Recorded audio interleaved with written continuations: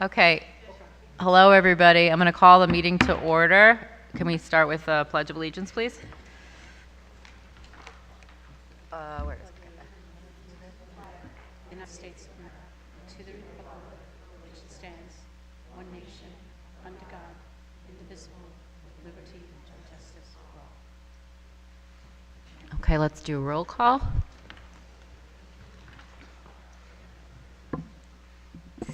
Audrey Lynn, Hurston Jane, Megan Levine, Ann Markoulis, Angela Ramo. Maria Venuto. Leah Leone. Maureen Jimenez. Okay, and then we'll move to approval of the minutes. Can I get a motion? Ann and Megan, any comments on the minutes? All in favor of approving the minutes? Okay, that's 7. Committee reports. First up, we have audit. Any news on that? Okay, so I just received last night the audit report that the internal auditors did in the fall on purchasing. So I have to review it and speak with them about that report, and that report will be presented to the audit committee with the risk assessment report that they're going to probably finish up coming into the district. I believe tomorrow is the last day in the district. Okay, so then once they have the risk assessment report, we will get a date for the audit committee, okay, probably a Zoom, and he'll go over the 2 reports during that meeting, okay? Okay, thank you. You're welcome. Policy committee? Policy committee is going to be meeting tomorrow.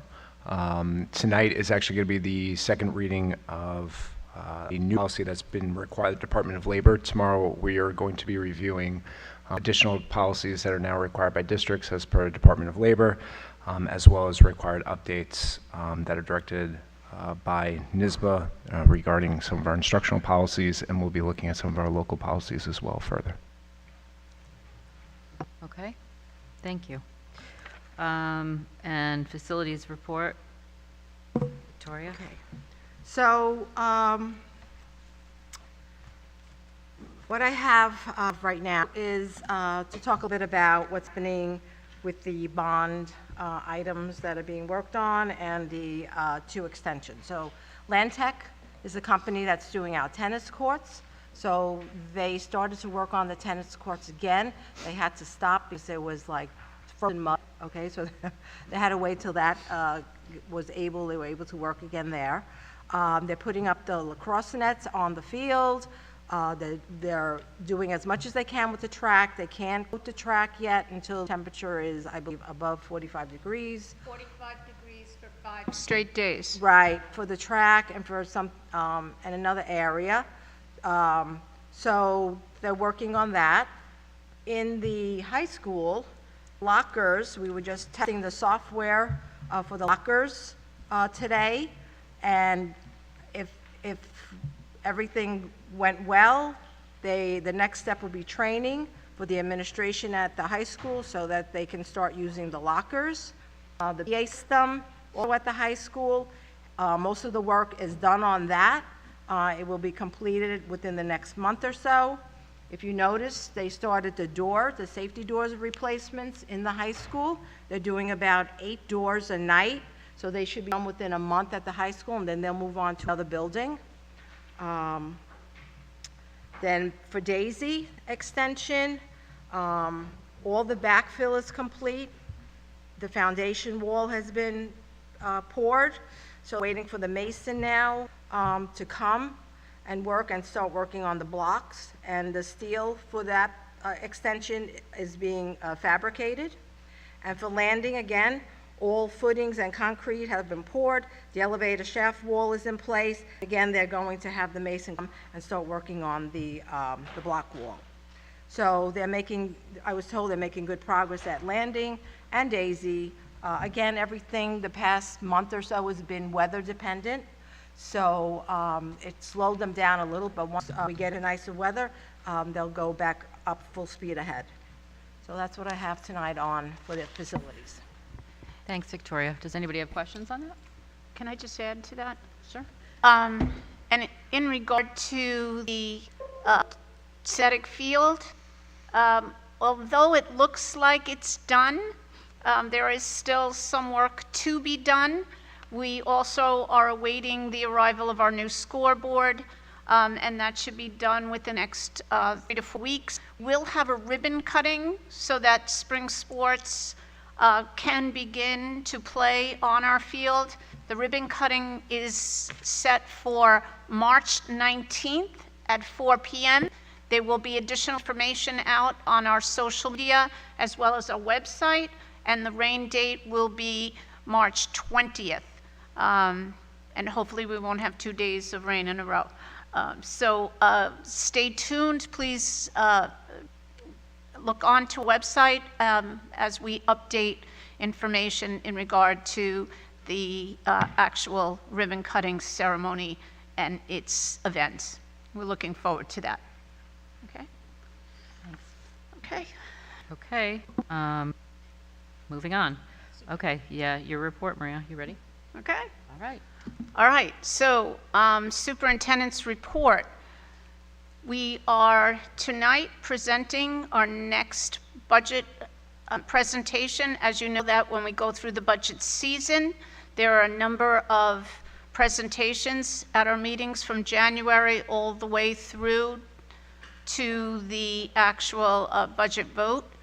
I do want to let the community know that I will be working with some of my colleagues in Westchester tomorrow. We are working with the chair of the Senate Education Committee, again, advocating for changes in the foundation aid and changes in the proposal, the budget proposal made by the governor.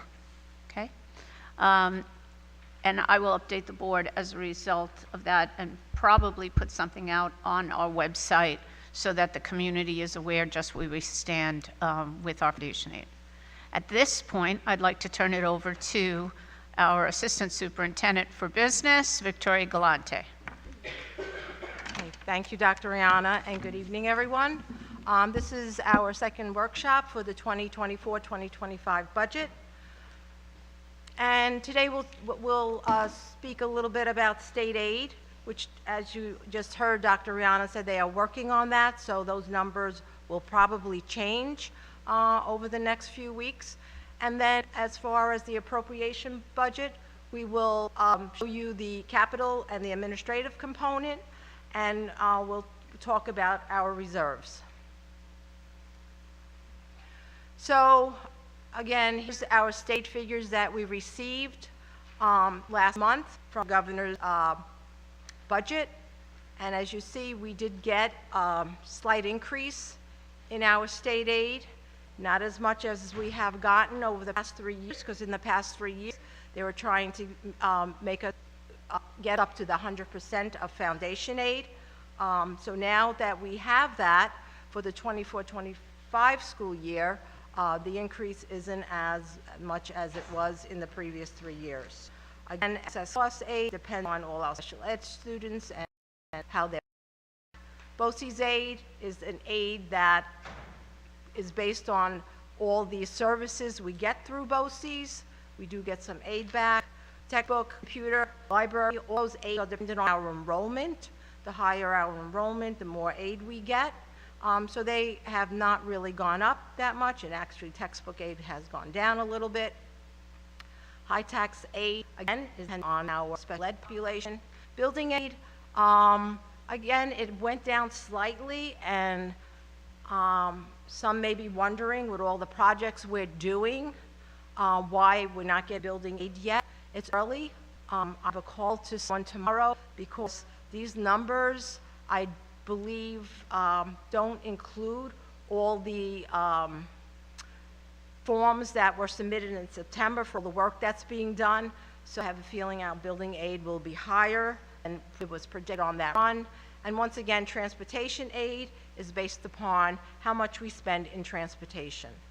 So the bottom line, you could see it's up, our state aid, but not by that much.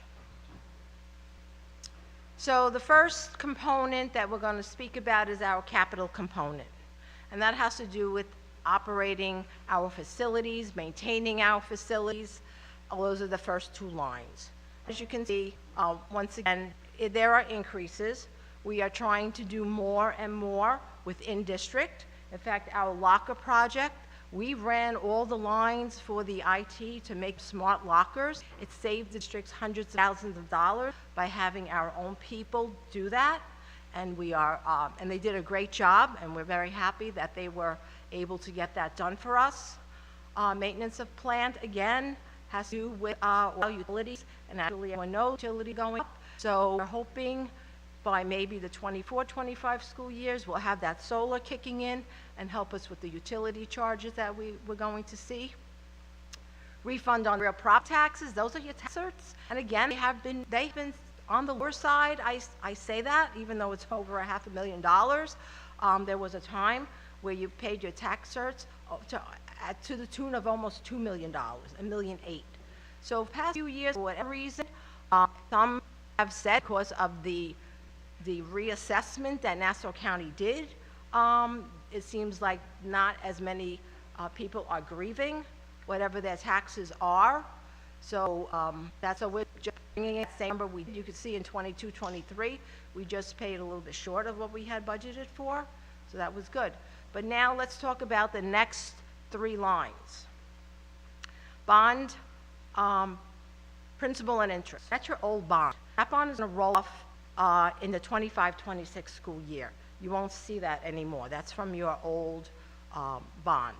So really, that is almost consistent with this year's payment.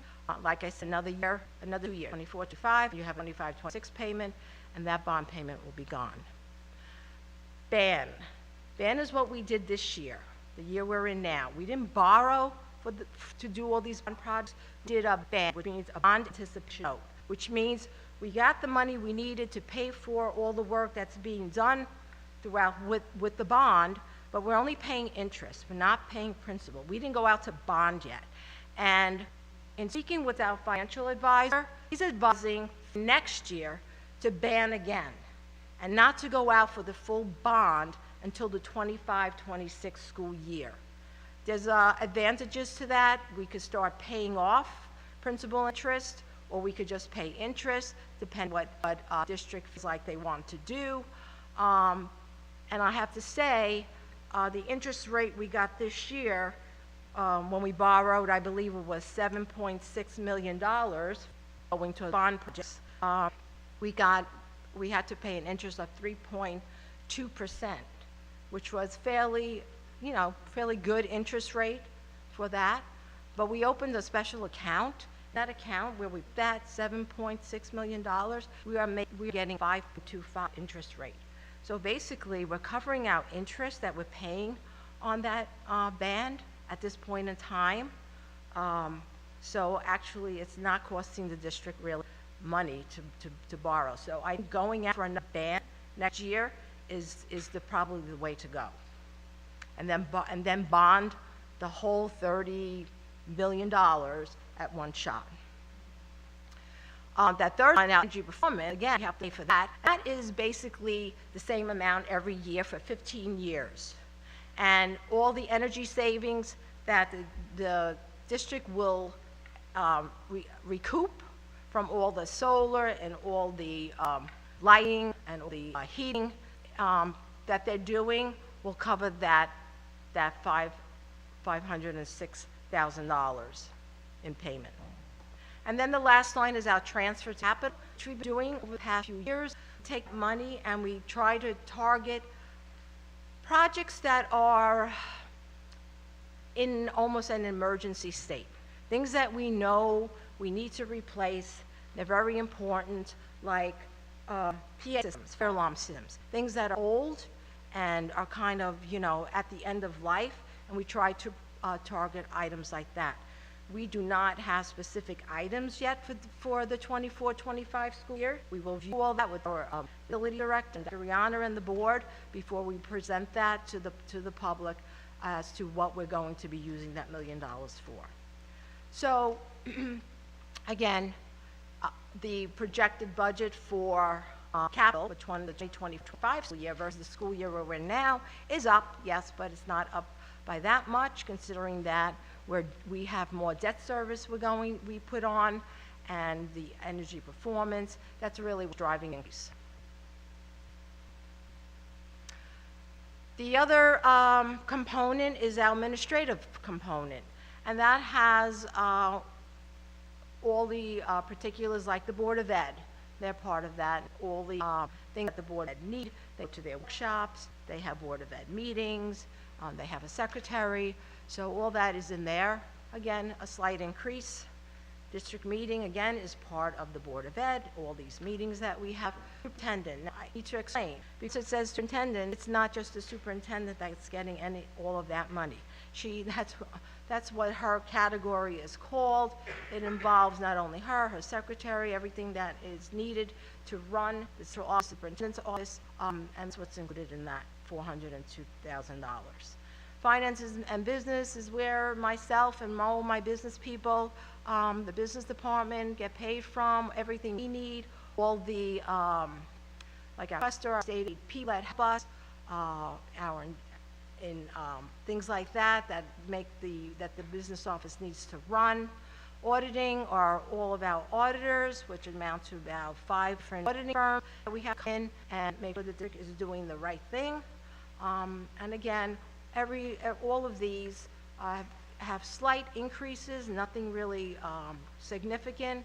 In fact, you'll say, well, how come finance and business is down? We have some new employees there at a lower salary than we had in the past, and that's sometimes what drives the line to be less than the year before.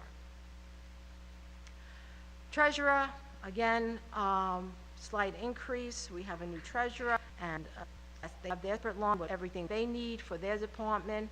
Tax collector, well, we were paying the city to collect our taxes, and we're in talk with the city about not having to pay them to do that anymore.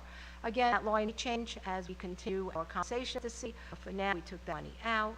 Fiscal agent is the gentleman, our finance advisor, who helps us to go out to borrow again for that ban that we're going to do in next year, probably in summer. Legal line is for all our lawyers that are involved, not only for legal matters, but also we have to have lawyers involved when we do borrow money.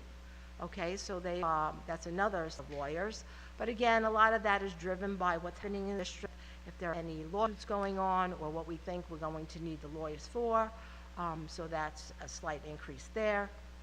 Personnel department, again, a little bit less than last year. We have NUPL personnel working in the personnel department.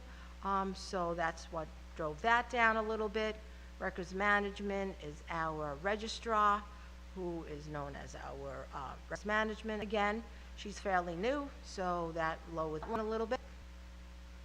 Public information, that's our person you see here with a camera at some point taking pictures for the district, throughout the district. We have someone in-house now. We've gotten away from BOCES, so we're able to save a little bit of money, having our own person on staff. Central printing and mailing, once again, just slightly lower. Okay, the next line, unallocated insurance. And I have talked about this at every meeting, and insurance rates are going up. They went up this year, and they continue to go up again, being driven by a lot of lawsuits for the Child Victims Act, by natural disasters, by cyber insurance, and things like that. We're getting approximately 18% increase in our insurance. What I'm hearing from my districts and my co-op is that they're ranging from anywhere from 16 to 22% increases. So all districts are seeing this increase. School association dues has remained the same. Administrative charges that we have to pay BOCES for right now, I believe I just that number in. This is just the actual number today, so I'll be changing that figure. It's not going to change by much. And then curriculum and development.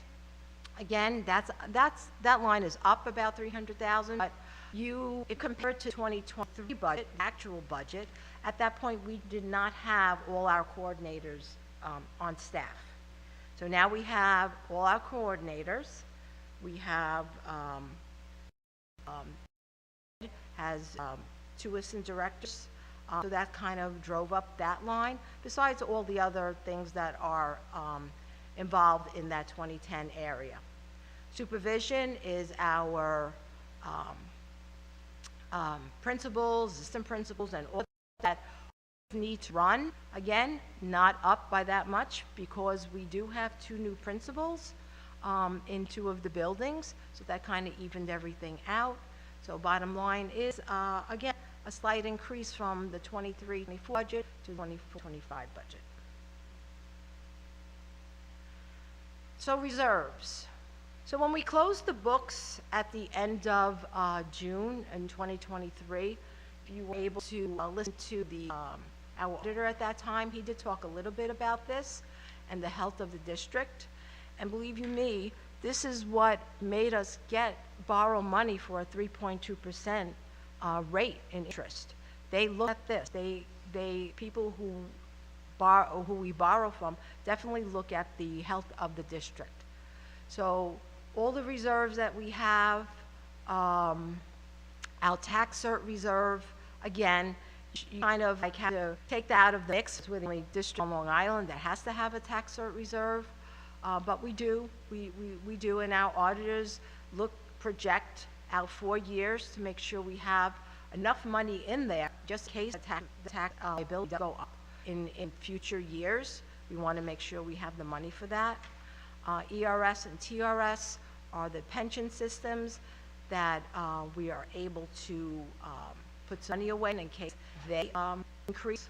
In fact, our ERS did increase more than 2% for next year, which means that part of that, a little bit of that is going to be as part of our exclusion and our tax cap formula, and we haven't seen that since first year tax cap law. And then our capital projects.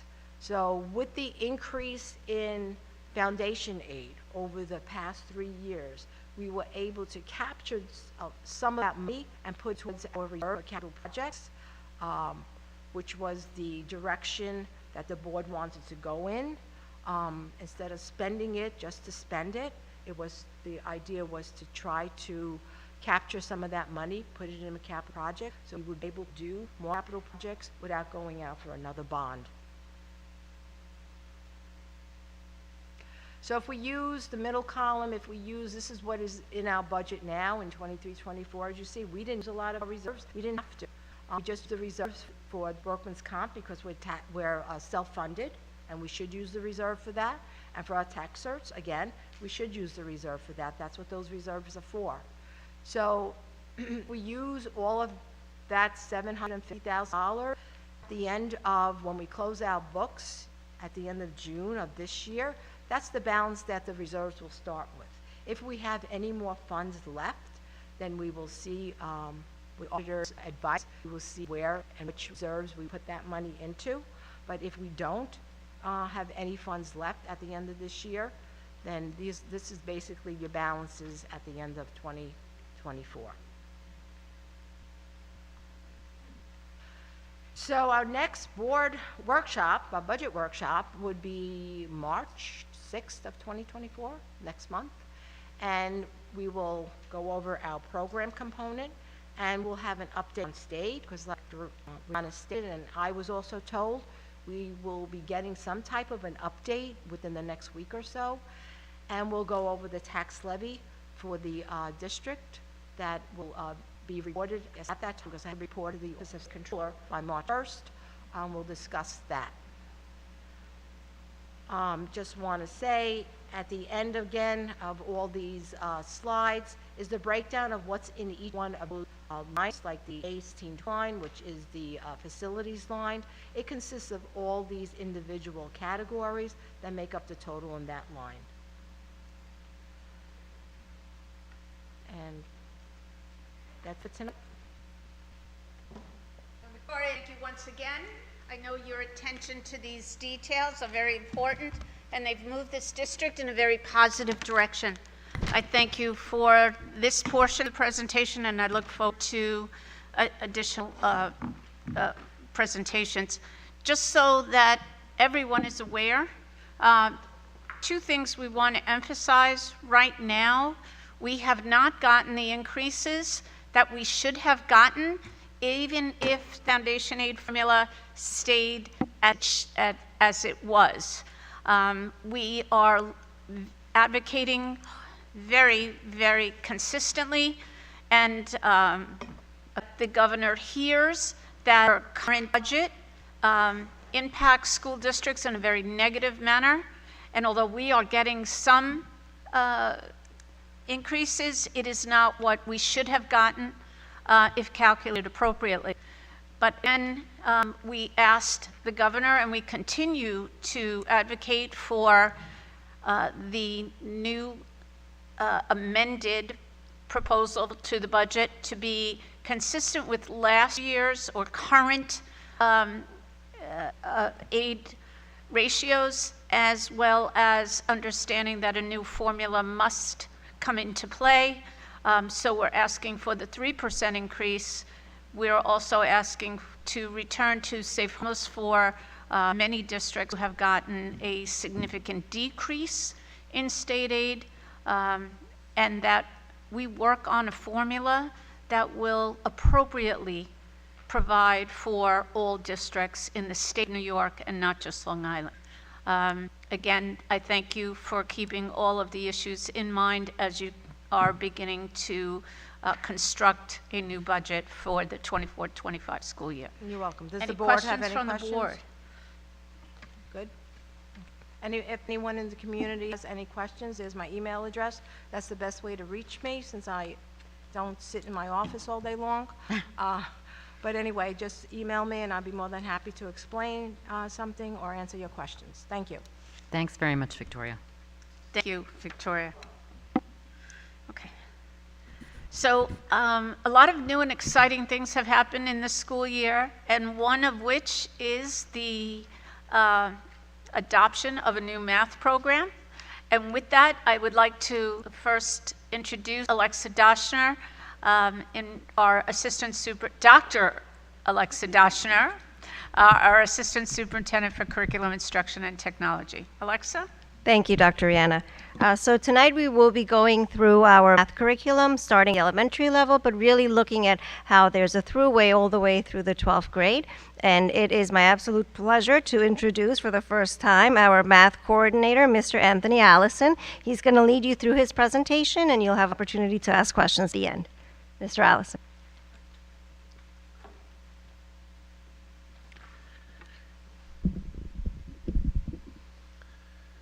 Good evening, everyone.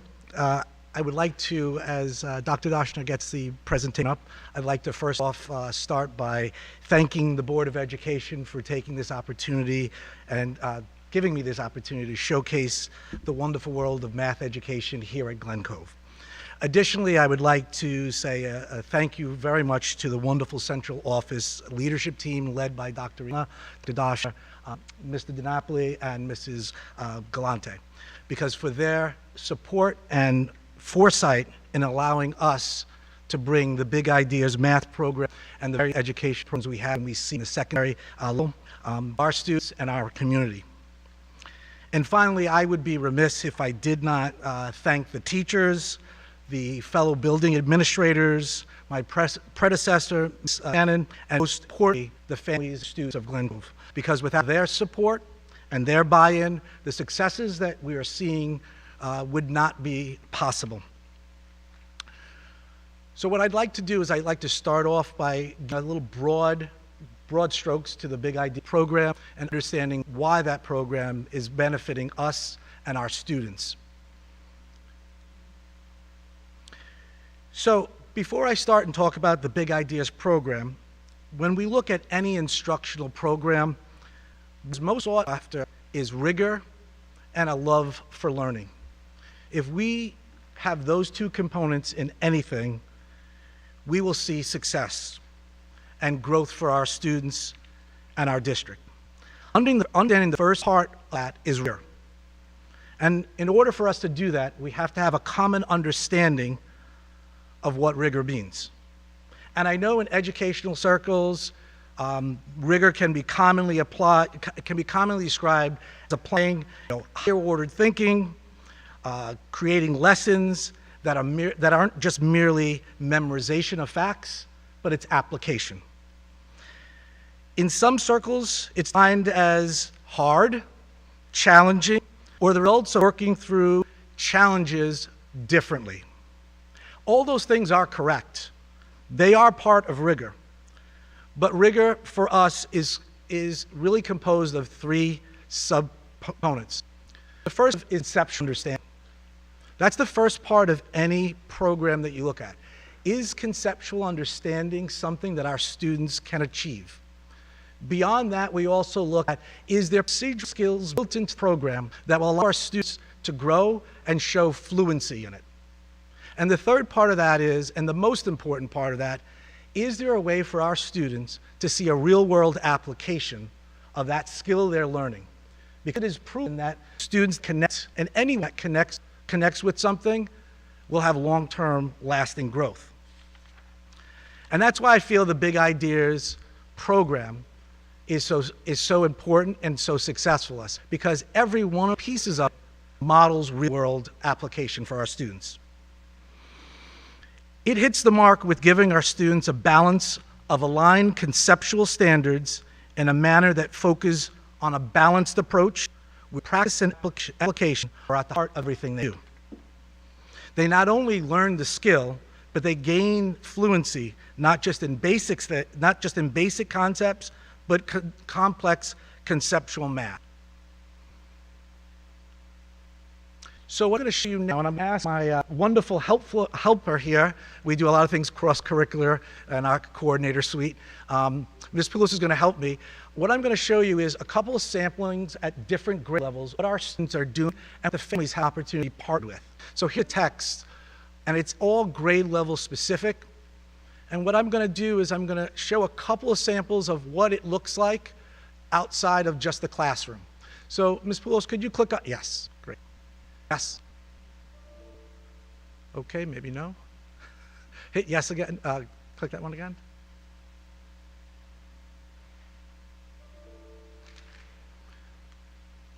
In any case, what I was going to show you gives an opportunity.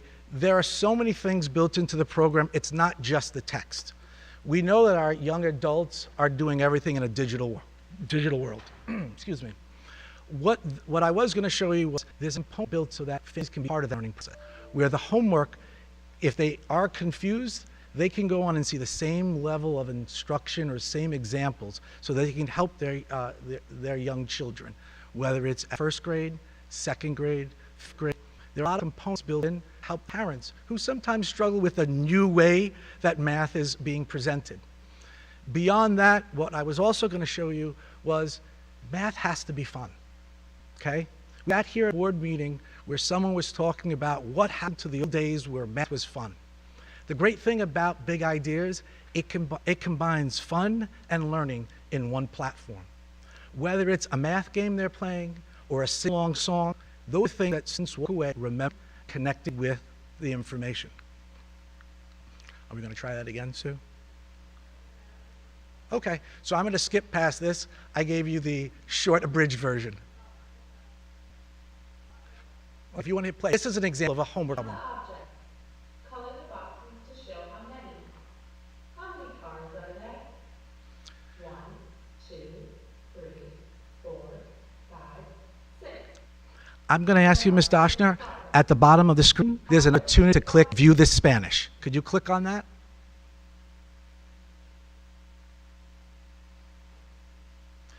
The great thing about this program is that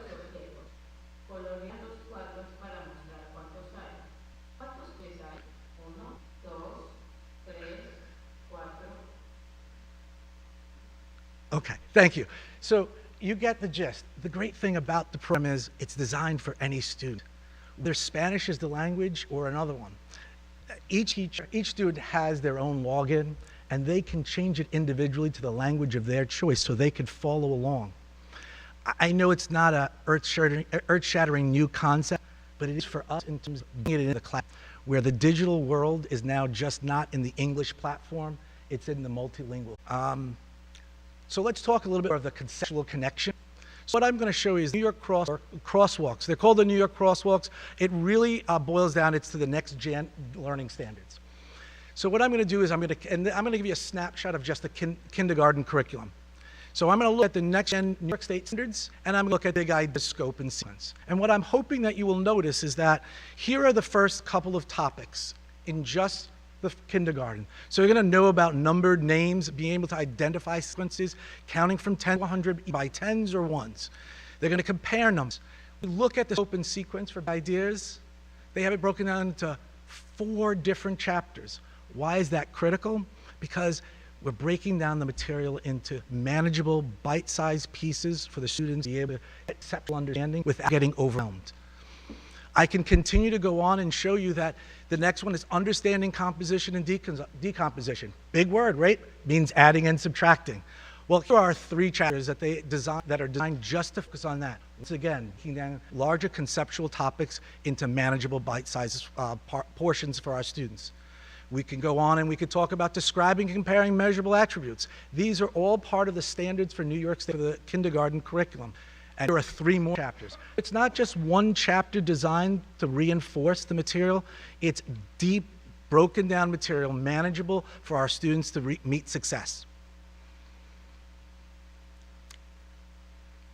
Once again, 3 topics there, 3 chapters that identify and get down into manageable portions for it. So one of the things that we have to look at is student work. If students are learning, what we should see is fun, exciting things happen in the classroom. Whether it's in math circles or math centers or projects where choice is available, where students pick, the topic is given. It seems like that particular student's dream house. The topic was about their dream house. They were able to, and it happened to be at the 3rd, 5th grade level, they were talking about area. They were talking about measuring and comparing, finding out the size of something. And they used a colorful way to do it. That's where it's fun. That's where it's noticeable. So now, in any program, you have to analyze and see, is it hitting the mark? So we're going to look at some student performance indicators. And there are 3 different areas that we can use. We could use the chapter assessments that we've created. So Big Ideas gave us some general guidelines. Our teachers have tweaked it to match for our students. What I really want to show you here is this is a clear indication of alignment across the district. These are assessments that are the same no matter what kindergarten class you go to, what 1st grade class, 2nd grade class, 3rd, 4th, 5th. It's a unified assessment with a unified rubric that they're all using. The good thing about it is if you look at the data, everything is pretty much aligned. We're all within 1 or 2 points or fractions of points, no matter what building end. That's a good indication. So you might argue and say, okay, great, but those are all district-created assessments. Okay, I'll give you that. Let's take a look at a 3rd-party vendor, our STAR assessment. And the reason why in these next 2 slides I'm going to show and landing it clearly right now in K-2 buildings, the STAR benchmarking window is still open until the 16th. So we don't have a good reflective window to show you. But let's take a look at Connolly, okay? And I'm going to show you, and I've highlighted two points. Compare, and this is a longitudinal study from when we go back to pre-pandemic 1920, right? So we see that in the fall, the numbers are great. We know what happened come March, right, of 2020, things dropped off. And the drop-off that you see indicated in this chart, no matter what district name you put on there, I'm sure they all saw very similar drops because of what the pandemic did to our students. Notable though, let's just go back to fall 2023. We're at in fall assessment, we're at 57. A year later, we're already trending up. And if you'd notice, the current winter benchmarking, we're already above where we were when we started. It's a clear indication that the students are progressing. Our teachers are actually using the program to its fullest benefit, and the students are starting to see success. I can take the word Connolly off, and I can put the word landing in there, and you see the same similar pattern. Once again, if we compare the starting point of fall 2022 to where we are in this for 2023, and we look at the winter benchmark, once again, an improvement. My guess is when the data is in for our K-2, we'll see a very similar indication where we're performed in 22-23, we're outpacing that. and where we go for the end of the year, if history shows forth and the program does what it's intended to do, we're going to see performance that does match a trend line up for our students. So you may argue, okay, it's a third-party vendor showing it. But where it counts is in state assessment, right? That's where everybody looks at the school report card. So I'm going to fast forward a little bit, and I'm going to move to our secondary level, because that's a nice indication, because you're going to see in the next slide, I know it might be a little blurrier, but this is a 5-year analysis of complete math district scores, going all the way back to 2016, 2017. You'll notice there's a year absent there, is the year right after when the state did not do assessment. What I do want to point out, and this is for grades 3 all the way through 8th grade. I'm going to zoom in a little bit, and I'm going to look a little bit more at our 22-23 data, okay? And I'm going to look at over the last 5 years. If you know the last 5 years, so 2016-2017 school year, you could see the number was 32%. Where we were last year, we're at 56%. That's a tremendous jump. Tremendous jump. And I put there, I put 4 indicators. And I want to show you those 4 indicators because despite what people might say, we're doing very well.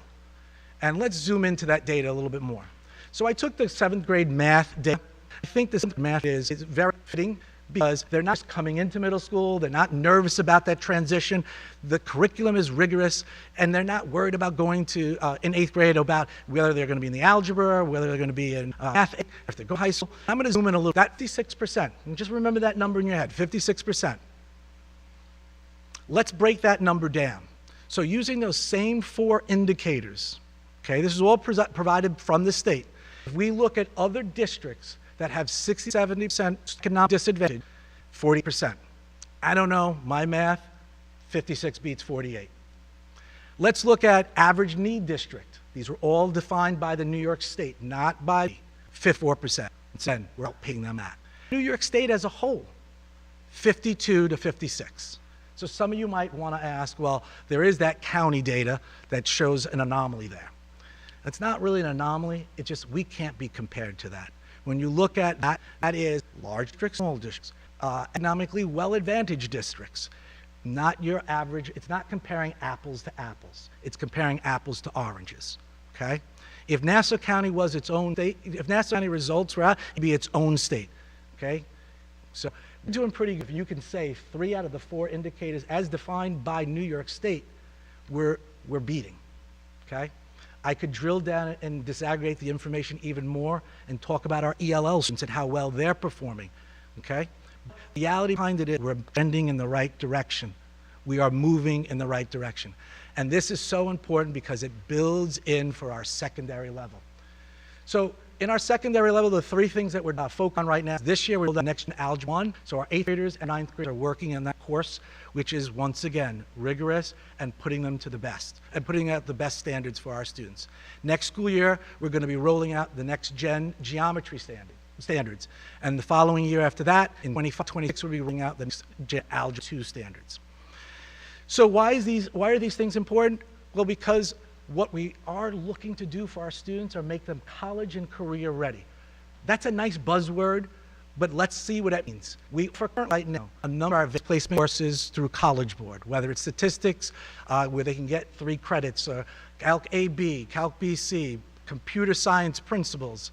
We offer college credit courses. We work partnered with LIU hosts to all our students, high school credit as well as college credit. Okay, and we all know the importance of chipping away at that cost when they go to college.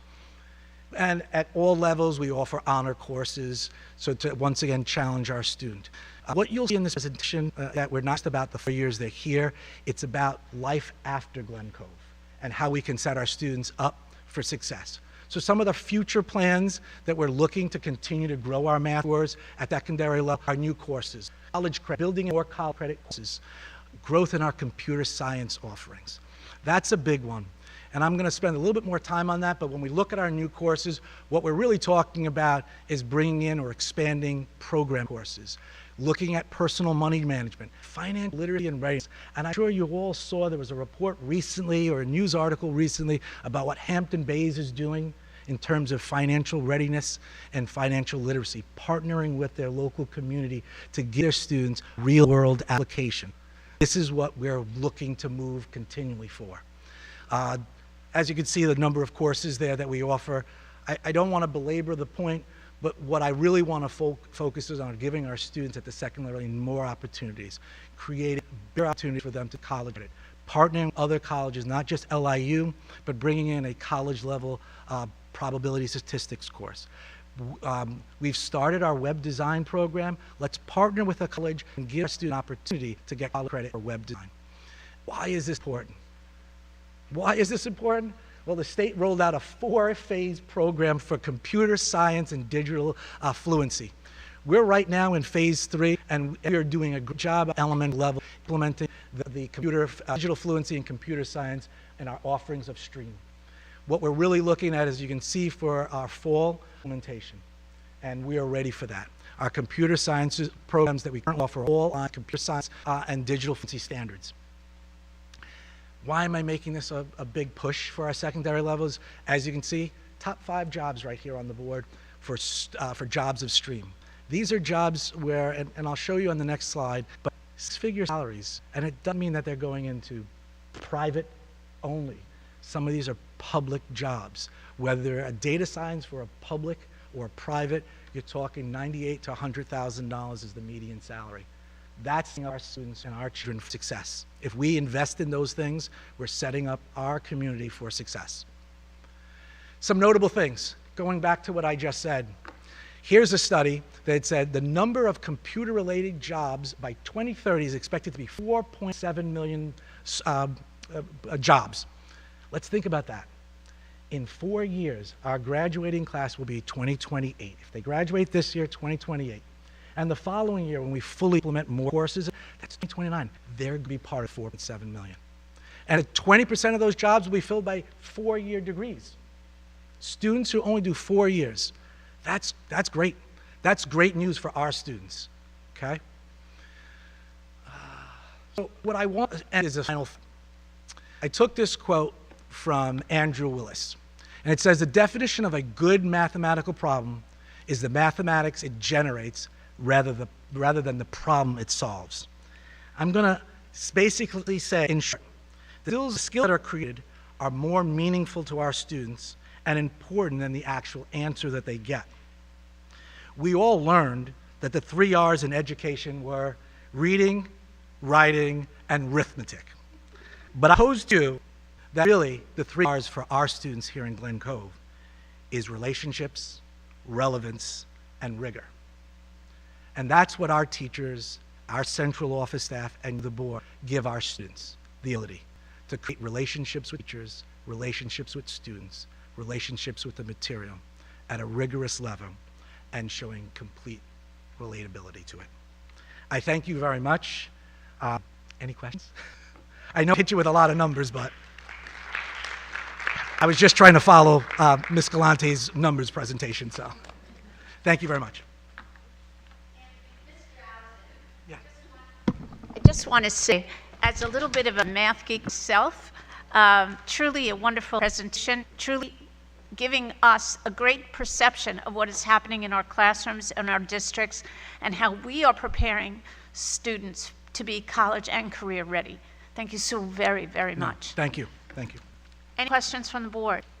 Leah. Allison, Mr. Allison, don't leave yet. Okay, Leah's got questions. Leah? Oh, oh. Thank you, that was excellent. My question, I mean, teachers are planners, right? I'm talking elementary specifically now because they just got a new series this year. So they're also magicians, by the way. How has the feedback been with the new, I don't know if you've, you know, I've been in the buildings. I'm sure, I don't know if there's been any conversation about, and of course they're constantly going to be comparing to Go Math, and this has this, and Go Math didn't, and this has, you know, all of that stuff. But how do they feel about it so far? They're like 6-7 months in. I know some of them were piloted last year. How's the feeling? What's the feedback? Great question. So I will tell you, if you asked me the question in September and October, I probably would have been lynched because everybody loved Go Math. even though it had many of its own flaws. As someone who had kids that went through I'm very happy that we did a 3-year program. So this year, working out the kinks, I think next year, once we've fully implemented 100%, the answer I'll come back and tell you is they love it. I'll tell you one thing, as someone who has kids that are in North Belmore and we're using Envisions, this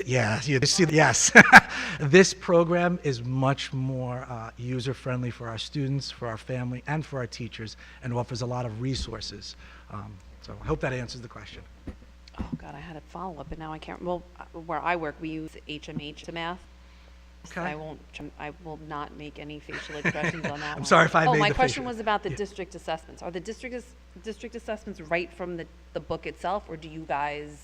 No, so we started in September and October taking them directly from the book and realized very quickly, directly from the book is 8 questions, which is nothing. It doesn't give us a chance to spiral material. So what the alignment members have done is they've changed assessments, keeping some of the questions and also adding so that we have spiral review built in, and also making the language attainable for our students. Yeah, so we've had to tweak them. Hi, I want to thank you very much. It was a lot was put into this. I just have a question regarding professional development. Is professional development ongoing with this program now? I know it's not 100% implemented, but across the board, is professional development still happening? Can you talk a little bit about that, please? Yes, definitely. So we did have big ideas in the beginning, and what we've realized is they have great professional developers, but we also have great professional teachers here that piloted the program. So we're leaning on the resources of the teachers that had piloted last year, who love it and see the big idea of the program. But yes, they will be coming back in the end of the school year. We do, and we'll have a parent workshop for parents brought to us by Big Ideas. We'll be bringing in trainers to help language barriers so all can learn about Big Ideas. And then we have a 3-year professional development program with them, so they'll be back again in September. Realistically, they're coming in to work with our alignment members for them to turnkey it to the staff. Only because they know our students, they know what our students need, and they know how to make the program work for our students. Yep, no problem. I don't have a question, but I did want to say, ask anybody who knows me and they'll tell you, I call myself a MIDI. I struggle with math from I can't even remember how far back. And when I say I struggled, I mean I really struggled to the point where there were times where this little girl was in tears trying to do and understand this, that, and the other. And as you were going through your presentation, I found myself being that girl again at various grades, and feeling like, where was this? Where was this? Was in PS 147 and like that. And I really feel like it would have made a difference for me. And that kind of makes me happy, because I feel like for as much as I struggled, if I can sit here now feeling like that would have made a difference for me, that it would most definitely make a difference for the students that are sitting in classrooms now. Just to chime in with that, you're right. Had this program been around, some of the reluctant math learners we had probably wouldn't be around now, because what this does is it's a splash of color and excitement brought to the pages. It's real stories. It's not talking about making comparison on things that our students aren't doing. Some of the problems talk about going to a bowling alley or going to some of the things that our students participate in the community to reinforce addition, subtraction, comparison. So it makes, and the great thing about the program is there's so much enrichment built in, not for just the struggling learner, but those learners that excel. So a teacher can differentiate very easily with this program because there's so much built in. Okay. Thank you. Again, Mr. Allison, thank you so very much for your presentation thank you. and for your time with our questions. No, thank you. Okay. Okay. And on that note, that is the superintendent's report. Okay, thank you, Maria. Thank you, Mr. Allison. That was great. Okay, so the student board member is not present, so we're She gonna was move on. playing in the girls' basketball game. Did email me to say she is sorry that she is missing tonight's meeting. We understand. So now we have public participation on agenda items. If anybody has questions or comments from the audience, sign in with Ida, and then when you get to the podium, let us know your name and address. And you have 3 minutes to speak. Thank you.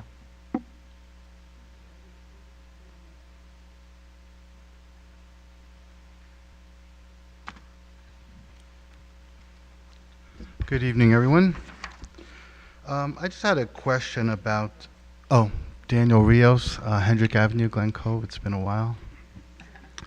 I just had a question from Allison. This program from Big Ideas, how old is it and how long has it been implemented in schools that we could probably research and see a track record on its success? Also, you talk about computer science and digital fluency. That you're trying to get college credit.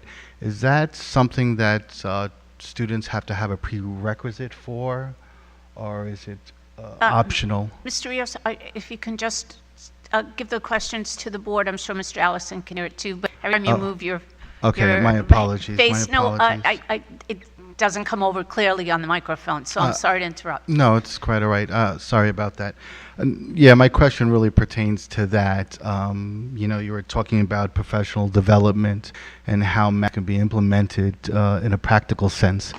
So I was just curious on, because sometimes children don't particularly are good at a particular subject to gain themselves access to a course. So that's one of the things I'm curious on. Is there a prerequisite to taking these classes? Yeah, that's pretty much it as far as questions. I hope I made myself clear. And if you can hear me, thank you. If I can, in regard to college credit and prerequisites for certain courses, please understand that one of the reasons that we provided a 9-period day was for students to have additional opportunities to any prerequisites that are required. They are in our course offerings so that they have a firm basis to be able to challenge, the next level course. Additionally, some courses are without prerequisites, and so students would be able to access those regardless of their previous studies. Does anybody else have questions or comments for the board? Okay. All right, we'll move on. So next up is instructional report. Based on the recommendation of the Superintendent of Schools, I ask the Board of Education to approve Agenda Item 7. On the instructional report, A, Committee on Special Education, and B, Committee on Preschool Special Education. Can I motion? Maureen and Leah? Questions? All in favor? 7, okay.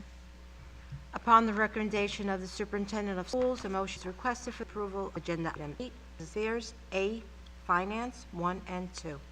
Can I get a motion? Angela and Ann? Any questions on that? All in favor? 7, all in favor. On the recommendation of the Superintendent of Schools, a motion is requested for the approval of Agenda Item 8, Business Affairs, B, Operations, 1 through 13. Can I get a motion on that? Maureen, Megan, sorry. There's too many names on this board. Sorry, you'll never forgive me. Ann, thank you. Does anybody have questions or comments? I actually have a question about item number 1. It doesn't, I missed it if it's there. How many students are going on this DECA trip that we're potentially approving? Does anybody? I believe it's 7. 7? Okay. No, they're going together, middle school and high school. I believe school is 7, and I think there's 20-something going from the middle school. Oh, wonderful. Okay. So it's 27 kids all this one trip with the, okay. Great. All right, that's all I have. All in favor? 7. Okay. Okay, at this moment, I'd like to thank a number of people our organizations for the donations. First of all, once again, thank you to the Glen Cove Education Foundation. They have provided a donation of $25,000 towards the purchase and installation of a new scoreboard for the new turf field, and I thank them for that. Can't have an old scoreboard with a new field, so I heard. But thank them for that. Also, the board accepts with gratitude a donation of vinyl backing for the Red and Green Games. I know certain people are really dedicated to that particular event, from Ann Markoulis and Angelina Stone to the Glen Cove School District. Thank you for your donation. Also, a donation of sheet music from Sylvie Di Severio to the Glen Cove School District Fine and Performing Arts Department. We thank her for a donation of the sheet music. And I believe there is one more. There's two more. 6 and 8. Okay, 3 more. The Booster Club donation is towards equipment for a new scoreboard in the high school gymnasium, and we thank the Booster Club for their efforts in supporting our sports program. That would be $10,000. Thank you. Yeah. Okay. And getting to it. Well, while we're waiting, I'm going to thank Anonymous for book donation. I'm sorry? Anonymous, who donated books. Oh. I just thought I'd put that in there. I'm getting to know that anonymous person every year, but we thank them for their support of our students and our students' reading materials. And Yeah, let's just add, it was about $630 in Women's History Month, so. Right on. Thank you, Thank you very anonymous much. people. I appreciate all these incredible donations, just reflect the generosity of our community. So thank you very much for that. I'm trying to stall while Maria finds her page. Got it. Okay. The last one, a thank you to, now this is interesting because this is a donation from teacher, Miss Michelle Martinet at Daisy School. She is the winner of the New York New Classroom Giveaway, sponsored by ECR for Kids. And again, we're able to then utilize $3,000 for flexible seating in the district. And we thank Ms. Martinet for participating, for entering, and again, congratulations to our students for your efforts. And just to add, I think she was sponsored by her colleague. Oh. Right, so it's like a wonderful team effort to, get some new resources for the school. Excellent. Thank you. Thank you. Okay. Okay, moving on to personnel. Mr. DiNapoli. Based on the recommendation of the superintendent of schools, I ask the Board of Education to approve Agenda Item 9A certified, numbers 1 through 10. Can I motion, Willa and Lynn? Any questions on these? All in favor? 7. Based on the recommendation of the superintendent of schools, I ask the Board of Education to approve Agenda Item 9B classified, numbers 1 through 11. Can I get a motion? Leah and Maureen. I almost said Megan. I know. Discussion? All in favor? 7. I do want to point out that the board has now accepted the retirements for a number of people who have given many, many years of service. If you were to count the years of education, in all of them, you would have over 150 years. And obviously, working at the same time, many of them, but we thank all of the teachers and the clerical for their years of service to the Glen Cove community and more importantly to our children. Anything else? You all set, Maria? Yeah. Okay. Yes, thank you very much. I appreciate all the staff and all their years of service as well. Thank you. Unfinished business, we are doing a second reading of the policy number 8130.2. Oh, yes, it is the second reading. So unless there's any questions or concerns, do I do a motion on this? What is it? Okay. Motion? Yeah, motion. Yeah. Or are we just voting? Motion? No. Okay, motion. So Maureen and Leah, all in favor? 7. Okay, board comments. Does anybody have anything they want to share or talk about this evening? Well, I think that's new business. Oh, I skipped that. I'm sorry. That's why. It's okay. Yeah, so new business first. Yes, Megan, you're right. Let's can jump in here. Oh, yeah, so last night, myself, Maria Venuto, Angela Ramo, we had the pleasure of joining a public hearing at the planning board for the city to, that one of the items on the agenda was the hearing related to a new bank that's being built, or they want to build, across the street from the middle school, and which would change some of the curbing across from the school so that bank would have a ingress and egress right across. They designed it to be right across from the middle school driveway, which of course also services Daisy and the pre-K classrooms that are housed at middle school right now. So this went, Marie and I had the opportunity to speak at the public hearing and basically just express that while there's no issue with the project itself, with the building of the bank and, you know, redeveloping that little plot of land is more fine, in that the issue is that the traffic study that the planning board is relying on and the city's relying on, and that was been supported by the county, really doesn't reflect the reality of how that intersection is used during days where school is in session. The amount of traffic, buses, cars, pedestrians, is just absolutely not reflective of what the traffic study that is being relied on. So we really urged the planning board to just take a second look at this and,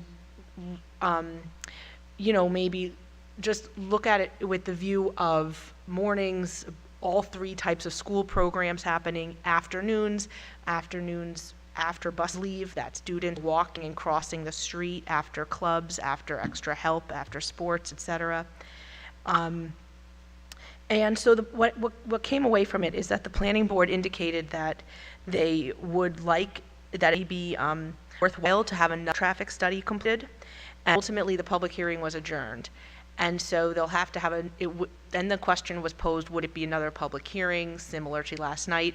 And it will be. So it's just something the public should be aware of.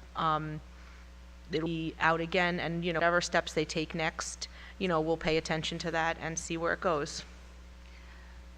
Yeah, I just want to add, the superintendent had offered to, or suggested that maybe a drone, since we have drones we can use. We do have a drone, That would actually be a great way and to we were able see. to get footage of, and I know that in preparation for your appearance before the board last night, we took some pictures during the dismissals, so that there'd be a better understanding of the traffic in that area. I did show those photographs. I shared them with the planning board that Lisa took for us. Yeah, they and were again, helpful. they're just photos, you know, still photos. But we could do some videotaping of the morning, honestly, Think in even in the particular. afternoon, Right. and in the midday, of all the traffic that is coming right now, under the normal circumstances, without any additional building and obstacles, additional traffic, not necessarily the number of cars, but the number of cars moving in different directions. Exactly. I should say, I wanted to add, I don't think it was clear enough. The issue being is that the traffic study came back saying that no new traffic signal or traffic device is needed at that intersection. And that's, you know, probably needs another look, considering they were not looking at, they were looking at a sliver of time that is, you know, so minor, like you said, compared to the actual usage of that area. So, you know, we'll see what happens. So we're going to rely on our students who actually control that drone video, and perhaps bring that underway. We could take a couple of days, and so not just one specific day, because honestly, between the dismissal at Daisy, at the arrival and dismissal at Daisy, the arrival on DeSoris Lane for Daisy and how it impacts Forest Avenue, as well as the zero period in the morning, the irregular arrival, and the dismissal of pre-K, and then the dismissal at middle school. In that period of time, I wouldn't want to be on Forest Avenue. And honestly, I don't think the current signal lights are enough for what's happening there. So I think I'm glad to hear that there is a pause in decision-making, and we'll be glad to provide the video that can better explain what's happening there. I think, truth be told, I think at the second meeting, it's a worthy question to ask if you are making, if you are coming to an area and you know you're right across the street from, or this or that from a school, why would you not specifically look at the traffic in those where you know that dropping off in the morning, picking up in the afternoon? It seems to me that those would be the times that you would look at above and beyond anything else. It's not like they didn't know the school was there. So I think that's, to me, that's a question worth asking, because it begs the question, well, what was your logic? Why would you not look at those high traffic times? It looked, in my opinion, it seemed like they were looking at such a narrow window of when the school starts, and they didn't consider zero period, and then dismissal was another very small sliver of time. They didn't really consider clubs, after-school activities, the duration it takes for the number of cars to come in and out, the buses to go in and out, because it's not like there's dismissal at 2:45 and then everyone's whoosh, out of there. So it seemed like they didn't give it enough of a window, in my opinion. Yeah. And I don't want anyone to be confused with our safety concerns. We have no issue with the bank coming into the area. No. And again, our bigger concern is just how it will impact the traffic and the safety of staff and students at that time. Yeah, exactly.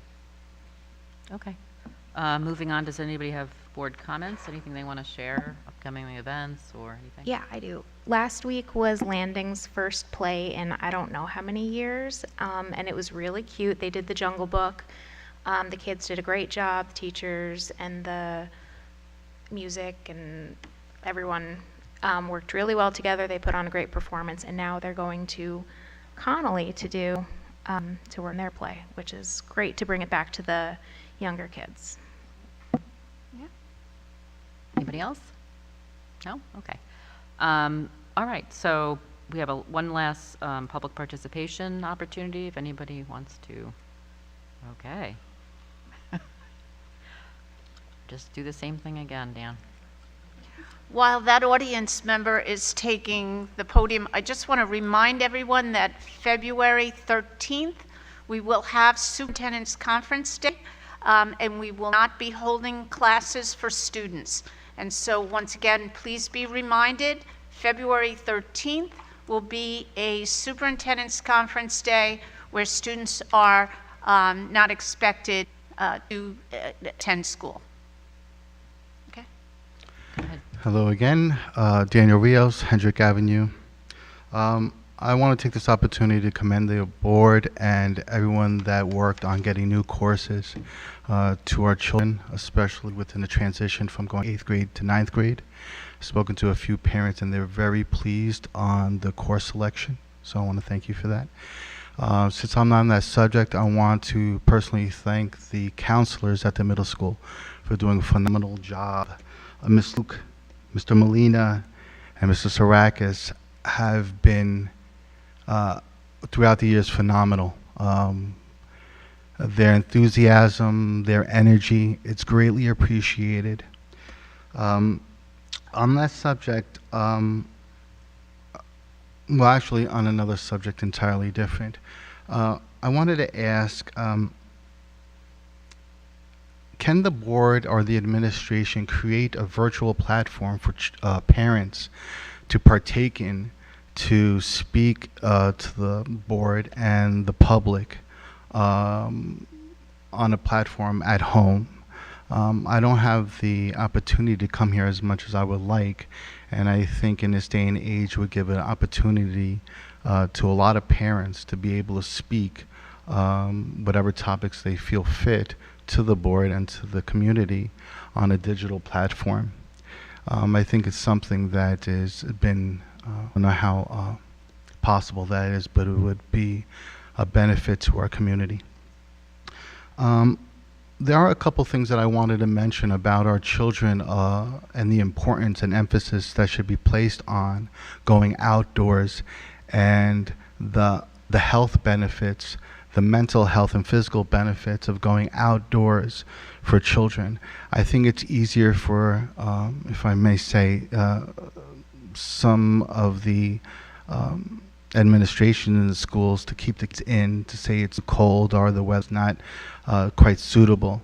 I think there needs to be, again, extra emphasis and importance put on the fact that they need to go out, they need to have a little bit of freedom to walk and to clear their minds. There is another topic that I know has been presented to the board about the bathrooms, which I greatly disagree with as far as the bathrooms being locked or only a certain amount of bathrooms being open for the children. I understand that there's a problem. I understand that there's issues that go on in the bathroom, but these are issues that other districts have, and they don't confine the children for not going into the bathroom. I think we should adopt and maybe look Locust Valley, North Shore, Roslyn, you name it, why they don't close bathrooms down. And on cue, I think sometimes the podium needs a little bit more time. There's not a lot of parent participation, unfortunately. I can understand if there's 10 people online, you want to limit the amount of time is spent on someone speaking. But since there isn't, I think we should be allocated a little bit more time to speak our mind about particular topics. And I know I'm going over my time, but one question wasn't answered about how schools have adopted the Big Idea program, and if there's something that we could look at as far as its track record and its success. I know I'm out of time. I did want to say I think there needs to be some type of forum where we can hear children and their input on the things that I just spoke about. Not just a suggestion box, but maybe a suggestion box where administration can be accounted for answering in front of the school so the children could really understand why it is that certain rules are being created and why they aren't allowed to do certain things. Thank you. Thank you. We'll definitely discuss these things, and I don't know if there's anything you want to respond to now at this time, but Again, there are guidelines as far as when we can go out, but we do like to see our students during recess and during PE. I know that part of the new platform at the high school, as far as new tennis courts and area over in that area, as well as the track and field, we've already spoken to the Director of Athletics to enhance participation of those areas as part of the PE format. And again, we're looking at other areas in the elementaries and middle school as well. In regard to some of these other items, the board does have to come together to determine whether or not changes are necessary and options are available, for example, for the virtual platform, and for the time allotted during the board meeting. At this point in time, it is in our policy, and so it would have to be a review of the policy of the general split of a board meeting for that to be discussed and changed. And there is provisions by which that can happen. In regard to student input, I must say that I do enjoy meeting with students when they're seniors at a senior luncheon right before Thanksgiving. It is amazing, and I've had some board members sit in on this over the years. The input from students has absolutely impacted some of the changes we've seen and experienced over the last 10 years. Just getting their input on what they've experienced, whether they have come from kindergarten all the way through, or whether they were new arrivals at one point during their educational experience. Even more importantly, after they graduate, coming back at Christmas time, right before the winter break, so that they provide us an understanding of how better we can prepare students for the options that they have upon graduation, whether they are college or career focused. So again, other opportunities for that in other grade levels, I think are a very important part of seeing from a student's perspective how we can make things better and make change, and also explain why certain rules, certain procedures are in place. But other items, I'm sure, are discussions within the board, and we can get back to you. Do we have an answer for Mr. Lewis regarding the math question, whether districts utilizing big ideas? Mr. Or is that Alice, something you want to get back to? do you want to do that now, or would you like to address this at a later date? Sure, I would like some time to just address the other local districts that do use. There are local districts in Long Island that use it. The program has been around for a number of years. It has been used in other states as well. It has alignment from the West Coast all the way to Florida to the Northeast. There have been upgrades too, based Yes. on the new generation, Yes. the next generation standards as well. I'd like just some time to reach out to my local counterparts to see what their impact is and I be think able to that's get- fair. Okay. Thank you. Thank you. Thanks very much. And although we don't have any platform to talk with us during a meeting, you can email us anytime. cboe@glencoveschools.ed.org. And someone will get back to you. It's, we all would get that, so, thank you. Anything else? Okay. All right. Well, I want to thank Glen Cove TV for streaming our meeting as usual. And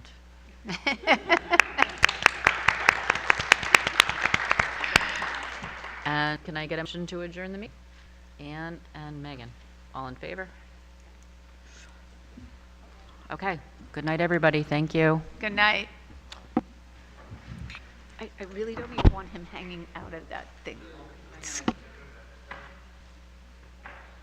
Harrison.